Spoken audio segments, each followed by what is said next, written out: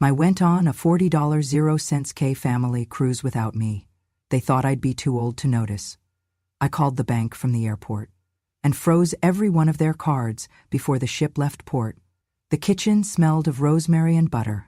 I had been simmering the stew for hours, just the way they liked it, rich, thick, with chunks of tender beef and potatoes that melted on the tongue. The dining table was already set, silverware polished, napkins folded into little swans, just like I used to do when their father was still alive. They came in with the same noise as always, laughing, phones buzzing, shoes tracking in beach sand. "We should get to the port early," my son said, placing a glossy cruise itinerary on the table like a trophy. They upgraded us to the luxury deck. It comes with private butlers and a seafood bar. My hands trembled just slightly as I ladled stew into the bowls. I did not want to intrude. I never do. But something about the way they avoided looking at me, even as I stood right there, apron still on, spoon in hand, made the silence feel sharp. So I asked carefully, "Do you need me to pack anything for the trip?" It was my daughter-in-law who answered first. She did not even lift her eyes from her phone. "Mom, the ship does not offer fall risk insurance. You know what that means, right? We cannot afford for someone to take a tumble on a moving deck." Then came the laughter. Not warm laughter, not the kind that makes your eyes crease. This was the dry kind, the kind that sounds like shoes scraping tile. My grandson, spoon already halfway to his mouth, smirked. "She's just a roach with a penchant. She survives everything but adds nothing." That word, roach, it hit me like a slap made of smoke. I could not even feel the bowl slipping from my hand. It shattered on the floor with a sharp crack. Stew sprayed across the linoleum. My feet stood still in the middle of it, shoes soaked in beef broth. No one moved to help me. "Great," said my daughter-in-law, annoyed, standing finally. "Now I have to mop. We do not want the house smelling like old people's soup before we leave." I bent down slowly, too slowly because my hip locked halfway. The sharp edge of porcelain bit into the heel of my palm. A red bead formed, swelled, then slid down my wrist. I stood up and said nothing. My son did not look up. They resumed dinner as if nothing had happened. My bowl was not replaced. No one offered me a plate. I washed dishes alone while their laughter filled the hall. They talked about excursions in Cozumel and lobster buffets and whether to pack the silk dress or the linen one. From the sink I could hear my grandson snort. Imagine Grandma in a swimsuit. The cruise would have to detour. I turned the faucet harder. Hot water burned my hands. I welcomed the pain.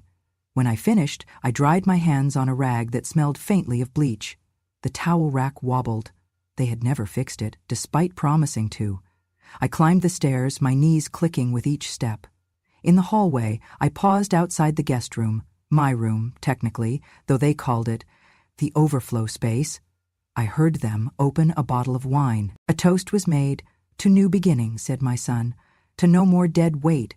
I closed the door behind me without a sound. The room was small, colder than the rest of the house. They kept the vent half shut, said it saved energy. I sat on the edge of the twin bed, the one with the sunken middle and the faded quilt I had stitched myself in 1972. The light flickered. It had been doing that for months. My requests to replace the bulb were met with sighs. I looked at my hand. The cut was deeper than I thought. I went to the bathroom and found no bandages, only a half-used roll of toilet paper and an expired bottle of aspirin. Back in my room, I opened the nightstand drawer. There was a box there, a heavy one. Inside, bank statements, deed copies, old letters, and the one thing they seemed to have forgotten, the house was still in my name. They had never transferred it, assuming I would die soon or forget. They were wrong on both counts. I sat still for a long while, listening. Downstairs they played music, something poppy, something with bass, the kind I never liked. They were packing now. I could hear the zippers. "Don't forget sunscreen," said my daughter-in-law. "And Grandma's pills," my grandson joked. "Oh, wait, she is not coming." The laughter again. I took a deep breath. No tears, no anger, just breath. I opened my closet, pulled out the small black suitcase I had not touched since the funeral, folded one dress, one cardigan, the good shoes, my documents. The rest I would not need. I left the suitcase by the door, sat on the bed, folded my hands. Tomorrow, I would start making calls, and by the time their ship left port, they would remember that even roaches have claws. There was a time when my name meant something, when students stayed after lectures just to hear a little more, to ask if Emily Dickinson had really meant to be that lonely, or if Hemingway ever cried. I was Professor Marie Whitman back then, Department of English, tenured before I turned 40. I taught through 3 deans, 4 presidents, and 30 graduating classes. But none of that mattered once I stepped into this house. In here, I am Mom. Or worse, her. My grandson used to be proud of me. When he was little, he'd tell his teachers his grandma wrote books and spoke French. He even took one of my old lectures, printed and highlighted, and presented it as his own paper in 9th grade. I did not scold him for that. I just smiled and helped him pronounce existentialism without tripping. But everything changed the year he applied to college. He sat me down one evening with a desperate look. Ivy League or nothing, he said. Brown or Columbia. Anything else would be a failure. He needed a letter of recommendation from a respected academic, and I was it.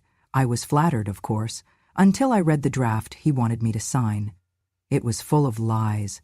He claimed to have published literary critiques, led a poetry group for veterans, volunteered at a center for at-risk youth. None of it was true. I told him gently, "Sweetheart, I can write you a letter, a good one, based on what you've actually done," he snapped. "That's not good enough. I'm competing with kids who are building satellites and saving orphans. No one cares if I was on the debate team," I said. "Then, be honest. Let your words matter." He called me selfish, a dinosaur. He told his mother that I had sabotaged his future.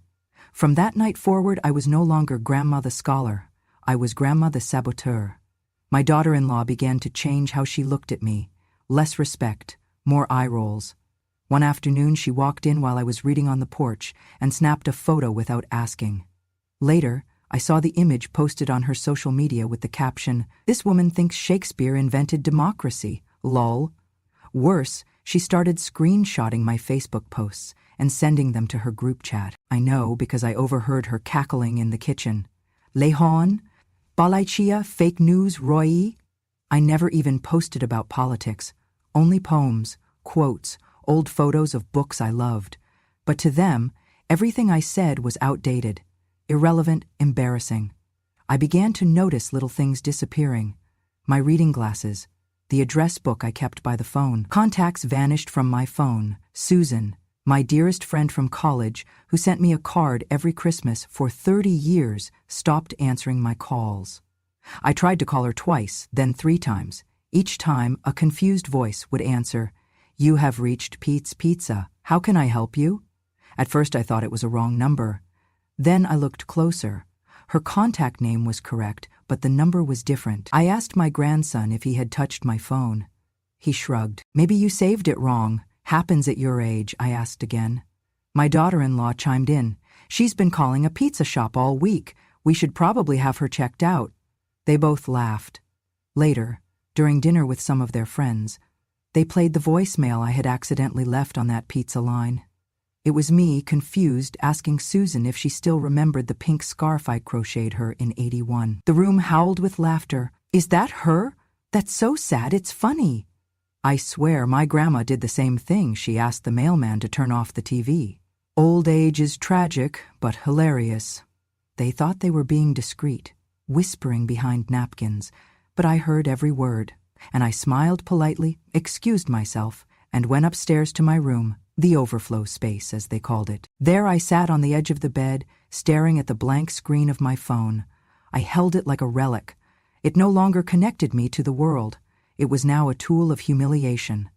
That night I cried quietly, not for the pizza incident, not for the laughter, but for the slow erasure of who I had been. It is one thing to be forgotten. It is another to be rewritten as a joke. The next morning I tried calling Susan again, using my old paper Rolodex. This time she answered. "Marie?" she gasped. "Where have you been? I thought you had passed away. Your number changed. Your Facebook was deleted." "I never deleted anything," I whispered.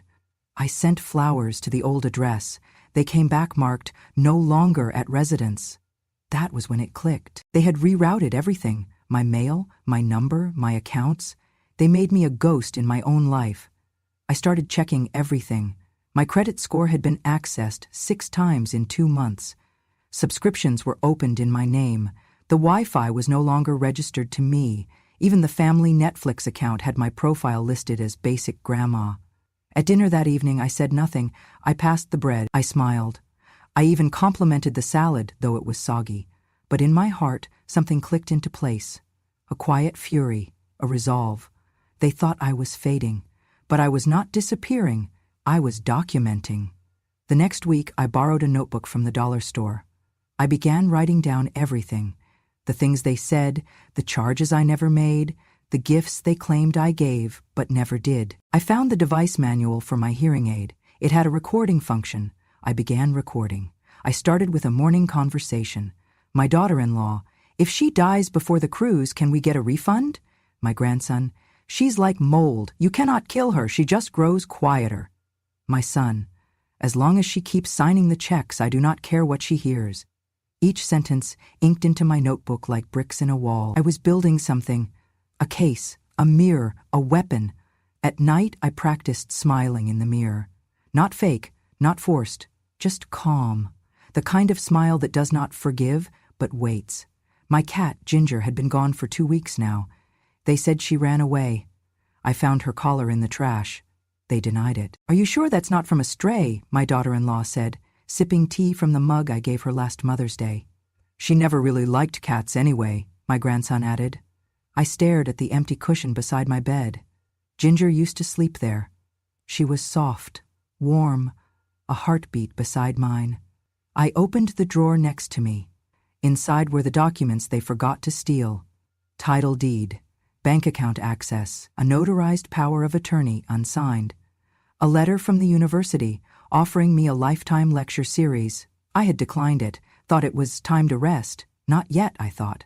Not until the stage was mine again. Not until they knew what it felt like to be rewritten, betrayed, mocked. Not until they saw what a roach with a penchant could do when she remembers every word, every lie, every laugh.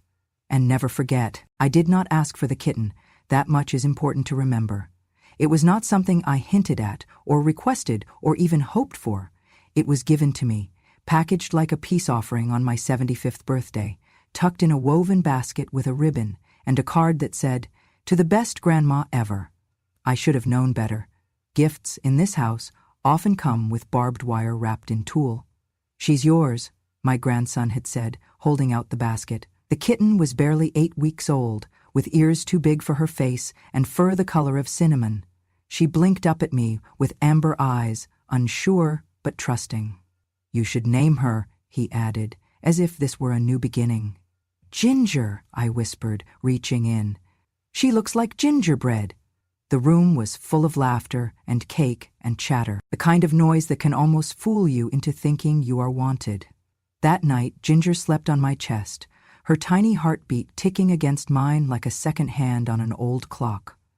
I had not felt that kind of warmth in years, not since my husband passed, not since the house was still mine, and not just the place they let me exist in. For 7 days, she became my companion. She would curl into the crook of my arm when I read. She followed me into the kitchen when I boiled tea. She greeted me at the door of my room each morning like I was the center of her world. It was a small bond, but it held more honesty than anything else I had left. And then, on the 8th morning, she was gone. No paw prints, no food eaten, no trace of her warm little body on the blanket, just a silence that felt wrong. Still, I searched the hallway first, then the living room. I called her name gently, then louder. I checked under beds, behind curtains, even inside the pantry. Nothing. My daughter-in-law passed by, with a cup of coffee in hand, barely glancing up from her phone. "Looking for something? Ginger, I cannot find her," she sighed theatrically. "Oh, that cat? She's probably hiding, like you do when we have guests." I waited all day. I left food out, I shook the treat bag, I even went outside and whistled, though she had never been out. By evening, I asked again. My grandson looked up from his game controller. Maybe she ran away. Some animals can sense weird energy. I blinked. "What kind of energy?" He shrugged. "Like Old people vibes or bad luck? Animals are smart like that, my daughter-in-law laughed. I read somewhere, cats avoid rooms with dying plants and bad feng shui. No offense, Mom. No offense, as if dressing cruelty in a horoscope made it less sharp. I returned to my room. Her bed was gone. The little woven basket, the toys, the food dish, all of it had vanished. I opened the closet. Empty. No scratching post, no litter box, no sign she had ever existed. I opened the trash bin in the garage. There, half buried under empty soda cans and a torn grocery bag, was the pink fleece blanket she used to sleep on, the one I had stitched her name into with trembling hands. I took it out, dusted it off. It still smelled faintly of her, that soft, milky kitten smell. I pressed it to my face and sat down, right there on the cement floor. I did not cry. I just sat as the cold crept through my knees and into my bones. They had taken her from me, without a word, without hesitation. Later that night, when I confronted them, carefully, gently, my daughter-in-law said, "You know, Mom, some animals just are not meant for this environment. Ginger was too sensitive." My son said nothing, just scrolled through his emails, and my grandson muttered, "She was annoying anyway," scratched my sneakers. I wanted to scream. Instead, I nodded. I said, "Thank you for thinking of me." I said maybe it was for the best. I said I would be more careful next time. I became an accomplice in my own erasure. That is what happens when you are old. You learn to nod while they write you out of your own life. They noticed I was quieter after that, less present, but they misread it. They thought it was sadness. It was clarity. I began to list the things they had taken from me, not all at once, but little by little, like moths eating through silk. The garden, once mine, now paved over for a fire pit and 2 plastic Adirondack chairs. My kitchen, reorganized, my cast iron pans replaced with non-stick garbage that peels at the attic. My books, boxed and stored in the attic because the shelf looked cluttered. My radio, gone. My chair, replaced. My photos, taken down to make room for new memories. My calendar, crossed out, rewritten, replaced by their appointments. Even my name. They no longer called me Marie. I was Mom, or her, or Grandma, said with a groan, like it tasted bad. Piece by piece I vanished. I became an echo in the house I once built, and every time I tried to push back, even gently, I was met with the same exhausted sighs. "Mom, don't start. God, you're being dramatic again. We're trying to make things easier for you. Why do you resist?" Resist? I had not resisted a thing in years. But now, the blanket in my lap reminded me what resistance looked like. It looked like remembering. I began to write again. Just a little each night, not poems, not essays, but lists. Lists of what they had said, what they had taken, what they had done when they thought I was too tired to notice. I kept the notebook under my mattress. One evening, I overheard my grandson laughing in the hallway. I told my friend Grandma's not even a person anymore. She's just an artifact with a pulse. In the morning, I went to the bank. I said I needed a copy of my latest statements. The teller, a kind young man with braces, asked if I was okay. I told him, "I am just doing a little housekeeping." He smiled. I went to the pharmacy next. I filled my own prescriptions and asked for a printout of every medication I had ever taken. The pharmacist hesitated. "Is someone else managing your care?" "No," I said clearly. "They only think they are." Back home, I cooked dinner that night. Roast chicken, mashed potatoes, steamed carrots, their favorite. They were surprised. I was warm, polite, present. They took pictures. My daughter-in-law posted one of the table, blessed to have a strong matriarch at the head of the table. I was not in the frame. I never was. Later, after the dishes were done, I opened my drawer and placed Ginger's blanket inside. Folded perfectly. That night, I slept with the window open, and I dreamed of a cat that did not run away. She was taken, and I was done pretending I could not see it. Thanksgiving came with its usual empty rituals. I had long stopped expecting warmth from the holiday, only performance, the smell of cinnamon candles, the echo of clinking glasses, the false comfort of a home that had forgotten how to hold me. This year, they planned a 4 generations photo. My daughter-in-law barged into my room while I was still in my robe, a mauve flannel thing that I had stitched years ago. "Mom, could you change into something more presentable?" "Presentable? For the pictures. We're doing a family shoot before dinner. I got a photographer from Instagram. She does holiday spreads. Wear something fall-colored. Not too sad." I almost asked what too sad looked like, but instead I nodded. I went to the closet and pulled out my mustard cardigan, the one with the chipped button and faint tea stain at the sleeve. I had few choices left. She frowned. "Do you have anything tighter?" "No," I said simply. "Well, at least put on some blush. You look washed out." "Washed out?" She left before I could answer. I sat down, took out my compact mirror, and stared at my face for a long moment. My lips trembled, but I applied a light touch of lipstick, just enough to look alive. Downstairs the house had transformed.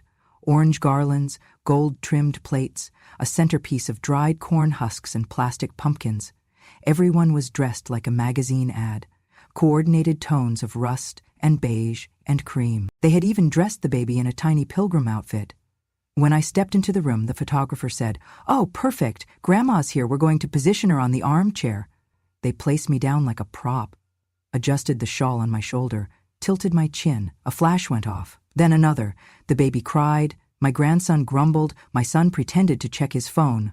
"Let's try again," the photographer said. Big smiles. 1, 2. I tried to smile, but my hip ached.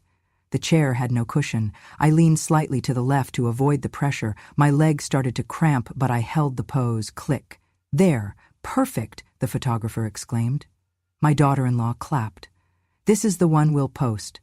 Then, without warning, she turned to me and said, "Okay, Mom, you can head back upstairs. We don't want you overdoing it. Dinner will be a while." I blinked.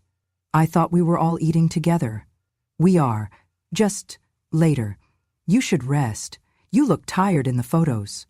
I looked at my son. He nodded vaguely. "Yeah, Mom. Go lie down. We'll call you when we plate." But no one ever called me. I waited in my room for over an hour. I listened to the laughter, the music, the clatter of cutlery. I smelled turkey and gravy, stuffing and cranberry, the yeast of fresh rolls. At some point, footsteps approached. A knock. Then the door creaked open. My grandson appeared holding a styrofoam container.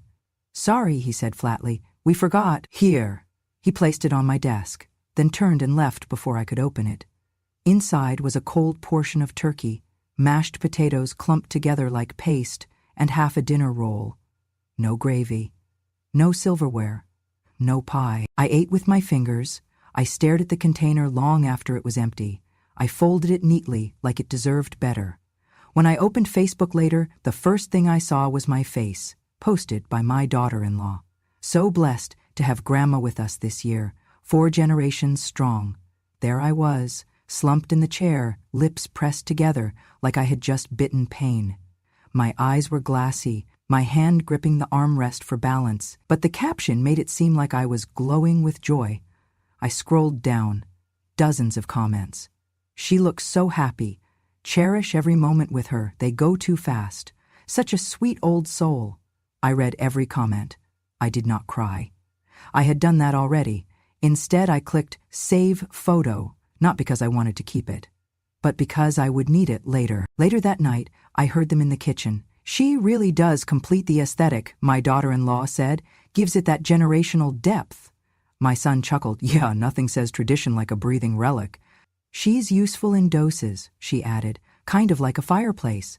Their laughter drifted upstairs like smoke.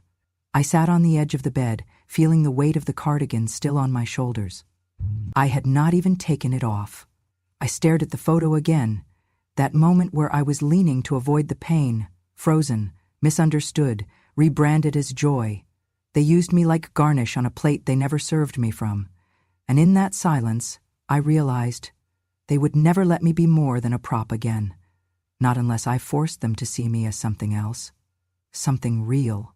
I opened the drawer, pulled out my notebook, and I wrote one line in capital letters. A prop with a plan. I underlined it twice. Then I turned the page and wrote down everything they had said about me that week.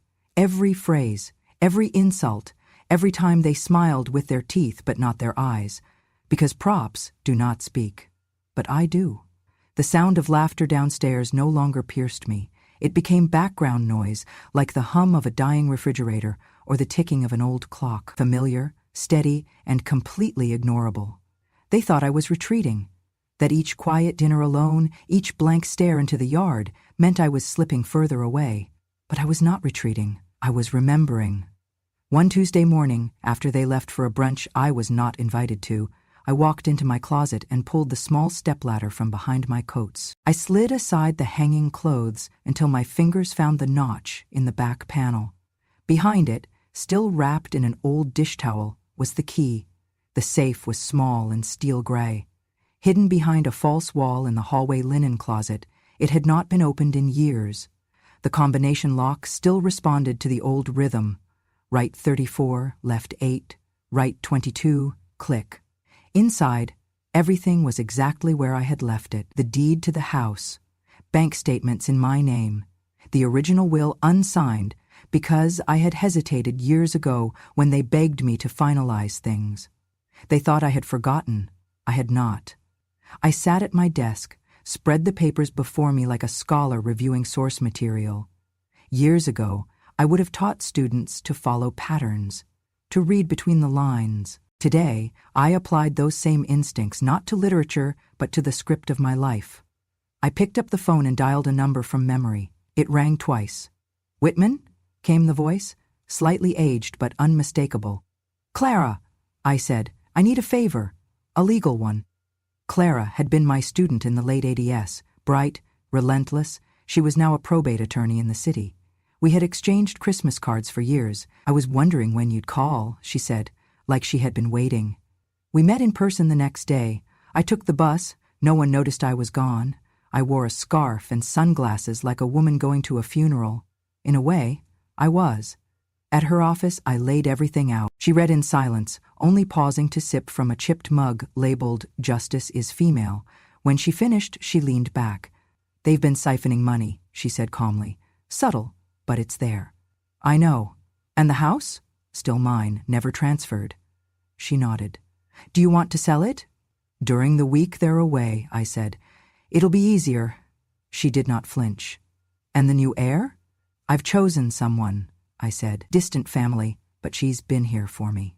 Reads to me, brings groceries without asking, never once made me feel like a burden." Clara opened a fresh folder. "Then let's get to work." Over the next week, we changed everything. We revoked the financial power of attorney that my son had guilted me into years ago. We updated my will. We rerouted all banking alerts to my personal email. We reset passwords. We notified my pension office. We registered a new durable medical power of attorney, one that named no one in this house. By the time Friday came, the house was under contract with a quiet buyer, a widow who wanted peace and did not mind the outdated kitchen. The closing date was set, 2 weeks from now, perfectly aligned with the day my family's cruise departed. Back at home, I cooked dinner like nothing had changed. I smiled when they passed the potatoes. I nodded when my daughter-in-law said, "You've been very well behaved lately." At night, I practiced writing my name in calm, steady strokes. It would need to match on multiple documents.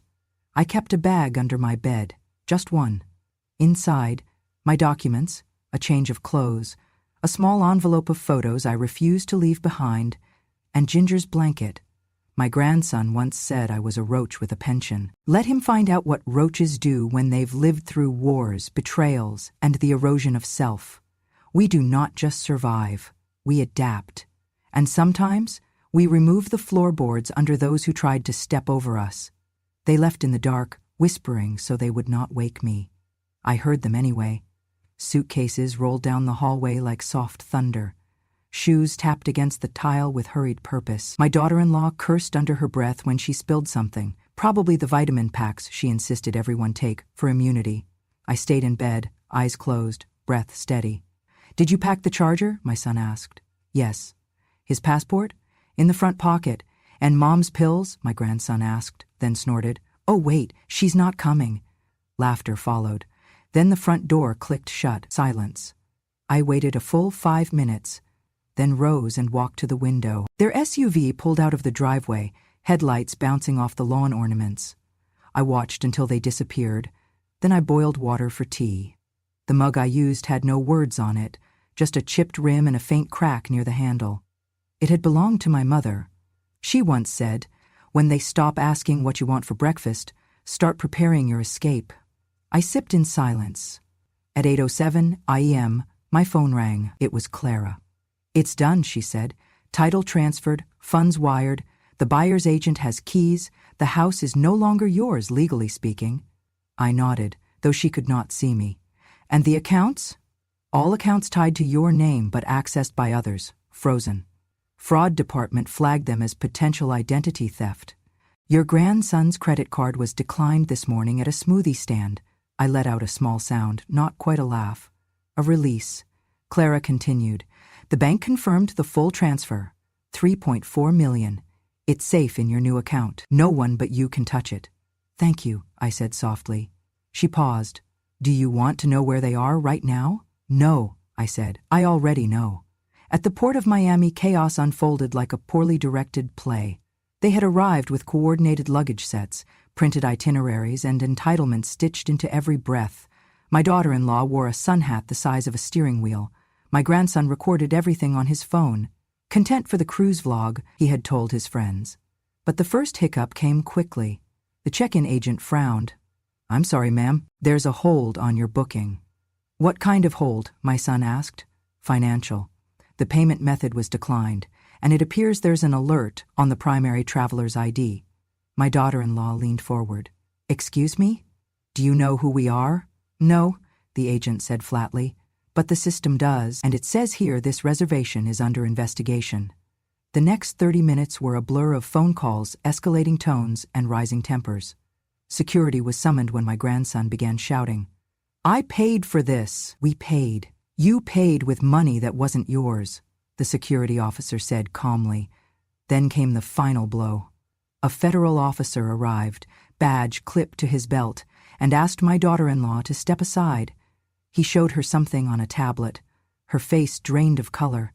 She pointed at her husband. "He told me to do it. It was his mother." The officer raised an eyebrow. "So you're admitting you used her name to open lines of credit?" "It wasn't like that," she screamed. "She gave us permission." "Did she?" the officer asked. "They tried calling me twice. I let it ring. The third time I answered. You," my daughter-in-law shrieked. "You did this." "I'm drinking Earl Grey," I said. "It's a bit early for yelling." "You bitch! You ruined everything!" "No, dear," I replied. "I ended what you started. You think you've won? You think you're smart. I think I'm free," I said simply. She screamed again, this time so loudly that I had to pull the phone away from my ear. Then came the words I had waited for, not out of satisfaction, but out of confirmation. "That old bitch, she's the one who did this." A pause, then the officer's voice. "Ma'am, I'm going to ask you to calm down." I ended the call. Set the phone down, poured more tea. Outside, the wind moved the trees gently. Birds chirped like nothing had changed. But something had. Everything had. By evening, I was sitting in a quiet rental apartment a few miles away. Small, clean, mine. No echo of footsteps above me. No sounds of slamming drawers. No one telling me the Wi-Fi was not for old people. Just peace. I lit a candle and took out my notebook, the same one I had started months ago. I flipped to the last page, wrote one sentence. They left to conquer the ocean. I stayed to reclaim the shore. Then I closed the book. And for the first time in years, I slept with the door unlocked. They came home 3 days early. I imagine the ship felt too small after what happened at port. Or maybe they realized, without access to my money, their plans weren't sustainable. Perhaps the sting of being told no publicly for the first time in years was just too much to bear.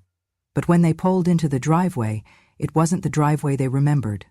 The house had changed, the garden had been trimmed, the rusted patio chairs replaced, the front door was a different color.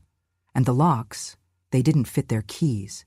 They stood there, dumbfounded, bags in hand, sunburned from their failed vacation, ringing a doorbell that no longer answered to them.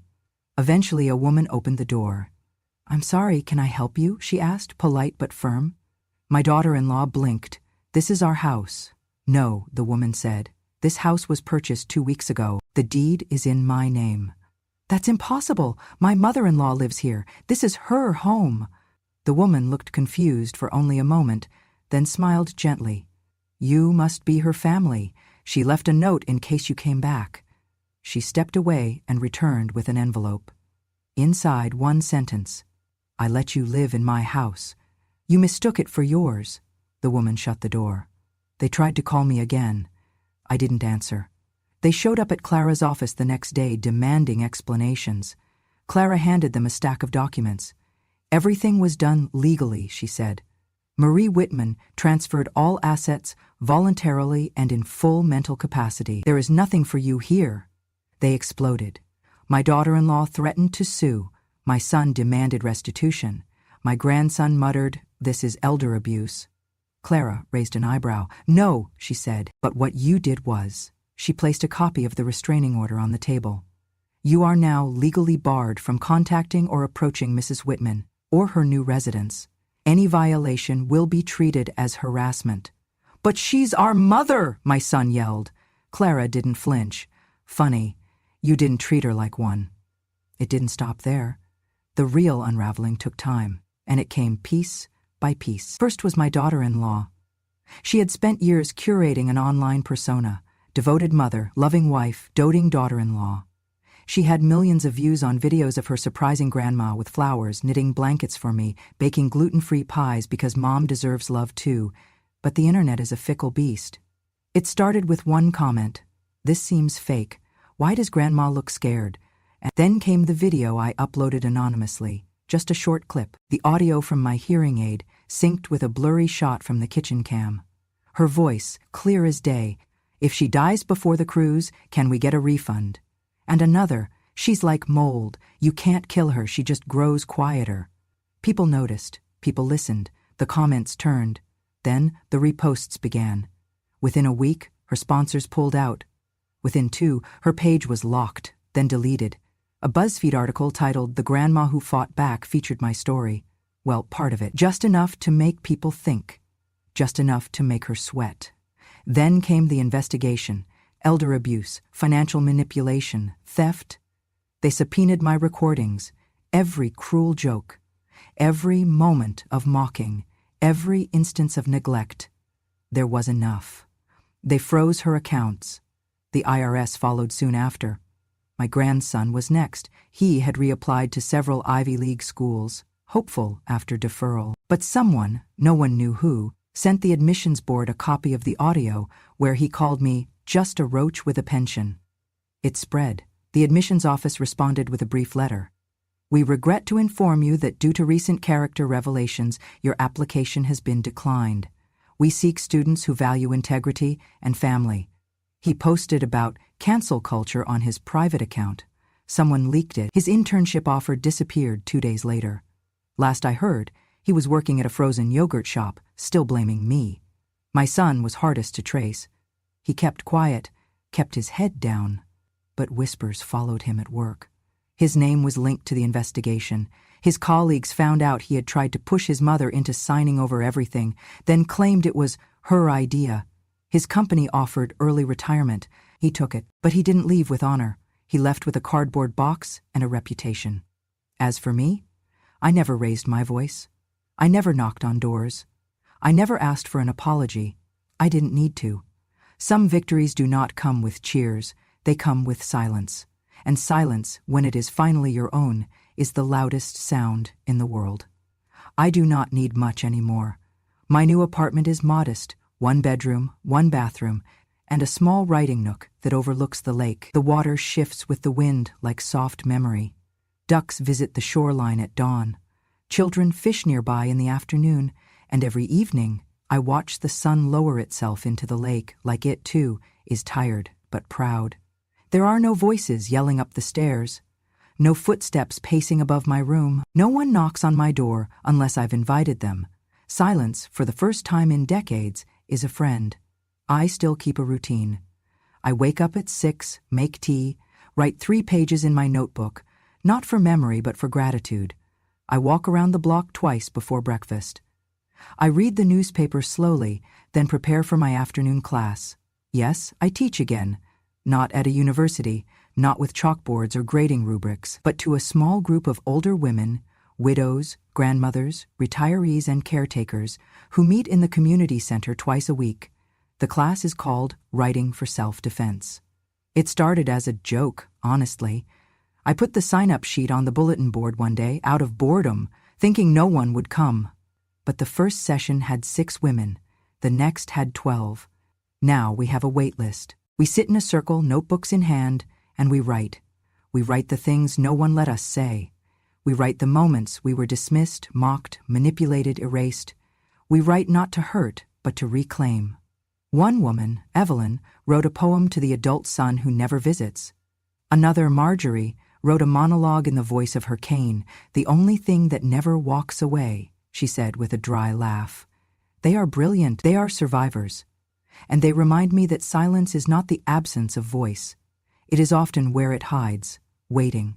Sometimes I share pieces of my story, just enough to let them know I understand.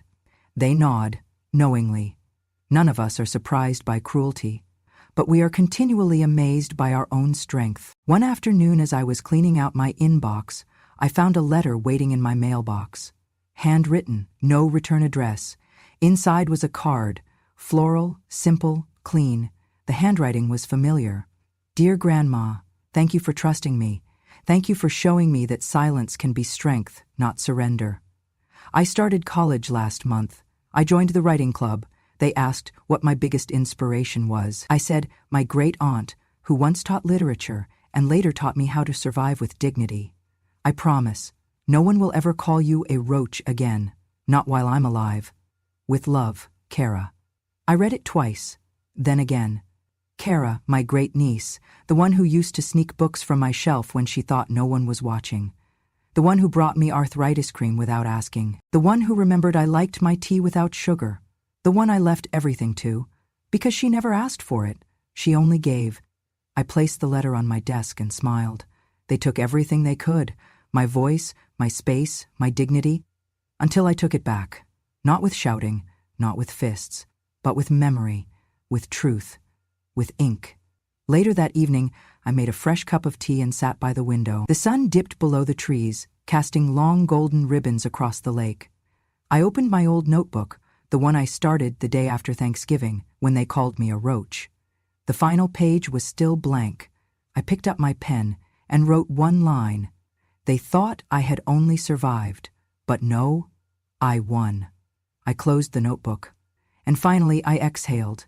If you've made it this far, thank you. Not just for listening to my story, but for hearing it. Some people live hidden their entire lives, unseen in places called home, until one day they speak in a hush that shatters the world around them. I was never just surviving, I was waiting. And now I'm writing. If my story reminded you of someone you know, a quiet woman in the corner, a grandmother with trembling hands but steel in her spine, share this with her. She's not alone, and if you want to hear more true stories like this, from the women they tried to erase, subscribe to Grandma True Stories. Because revenge has no expiration date, and wisdom doesn't shout, it remembers.